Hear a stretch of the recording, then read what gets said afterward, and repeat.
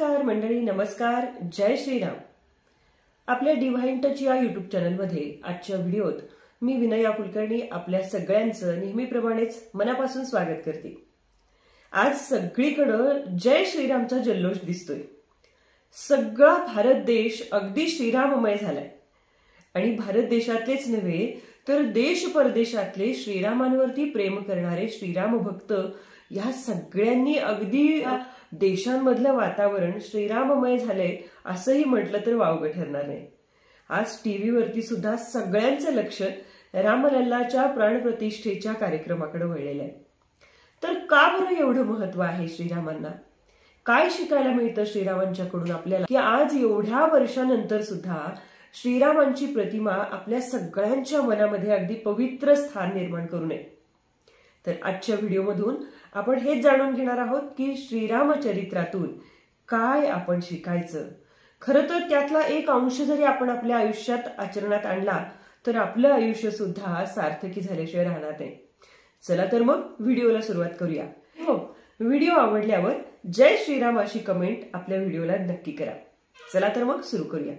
श्रीराम चरित्रातून पहिली गोष्ट शिकायची म्हणजे फॅमिली फर्स्ट, म्हणजे कुटुंबावरचं प्रेम.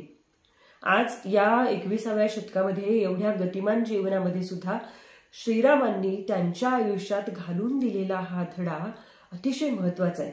Family first.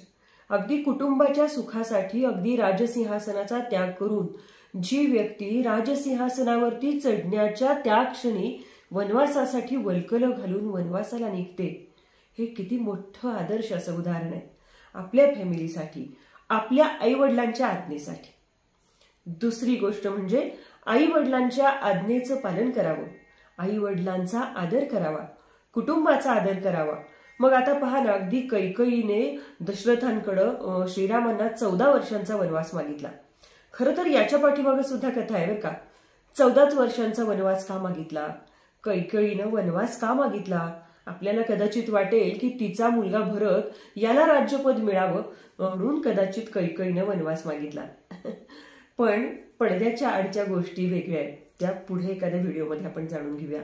तर वडिलांचा शब्द पडता क्षणी वल्कलं घालून जाणारा राम जेव्हा वनवासातून माघारी आला तेव्हा जाताना तो राम होता, पण येताना मर्यादा पुरुषोत्तम राम झाला.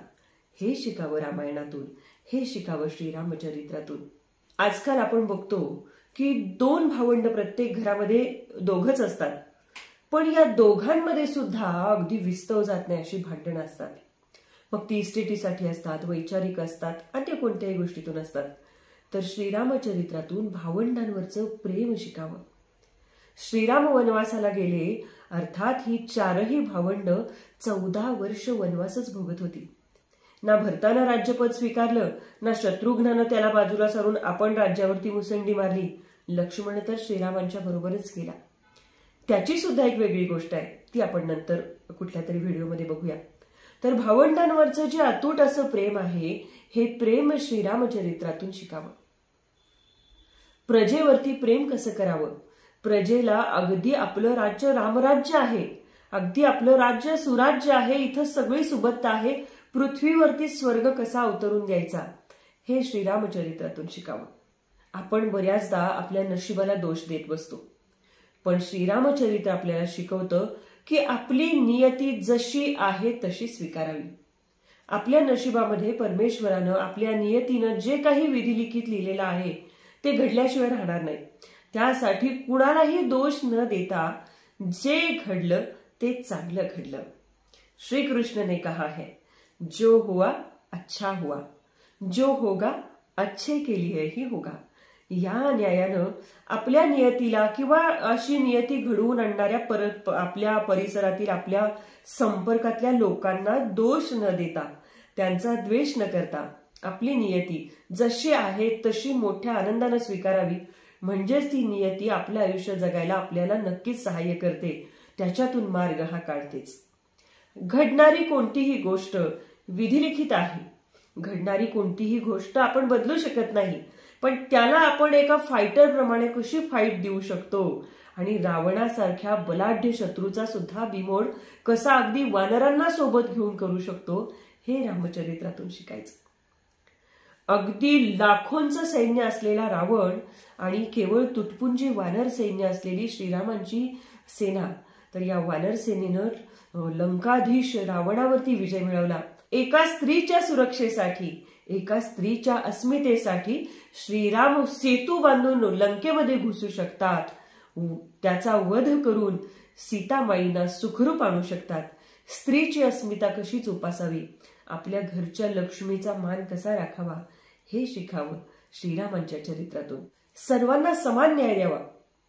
एकदा याची सुद्धा एक गोष्ट आहे बरं का, अगदी सावलीसारखा सोबत असणारा लक्ष्मण, पण त्या लक्ष्मणाला सुद्धा श्रीरामांनी दिलेल्या शब्दानुसार श्रीरामांनी लक्ष्मणाला सुद्धा देहदंडाची शिक्षा केली. का तर सगळ्यांना समान न्याय आणि दिलेला शब्द पाळायचा. रघुकुल रीती सदा चली आई, प्राण जाई पर वचन न जाई. आजकाल शब्दाला शब्द लागून शब्दाला शब्द बदलणारी माणसं आपण पाहतो, पण मैत्रीमध्ये, प्रेमामध्ये, नात्यामध्ये, आपल्या आपुलकीच्या लोकांमध्ये अगदी शत्रूला सुद्धा दिलेला शब्द आपण पाळावा, हे आपण श्रीरामचरित्रातून शिकावं. शांतपणानं आपलं नियत कर्म करत राहावं. मग विद्यार्थी असेल तर विद्यार्थ्यांनी अभ्यास करावा, गृहिणींनी आपलं गृहस्थ व्यवस्थित सांभाळावं. प्रत्येकानं आपल्याला नेमून दिलेलं कर्तव्य अगदी शांतपणानं आणि समर्थपणानं पार पाडावं. त्यात नियतीची सहायता आपल्याला नक्कीच मिळते, हे श्रीरामचरित्रातून शिकावं. मर्यादेचं पालन हेच आपल्यातल्या श्रीराम तत्वाला मर्यादा पुरुषोत्तम राम बनवणार असतं, हे श्रीरामचरित्रातून शिकावं. श्रीरामचरित्रातून काय शिकावं हे आपल्याला सांगण्याचा माझ्या परीनं मी केलेला हा एक छोटासा प्रयत्न आहे. खरं तर श्रीरामचरित्रातून काय शिकावं तर समुद्र आहे हो. काय शिकावं, त्या समुद्रातले काही थेंब मी या 5 मिनिटांच्या व्हिडिओच्या घागरीत भरण्याचा प्रयत्न केलाय.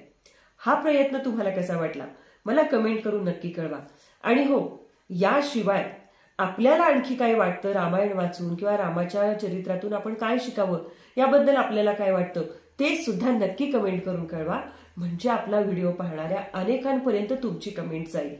चला तर मग आजच्या व्हिडिओत इतकंच. पुन्हा भेटूया अशाच एका इंटरेस्टिंग विषयाच्या नवीन व्हिडिओसह. तोपर्यंत नमस्कार. जय श्रीराम, जय श्रीराम, जय सियाराम.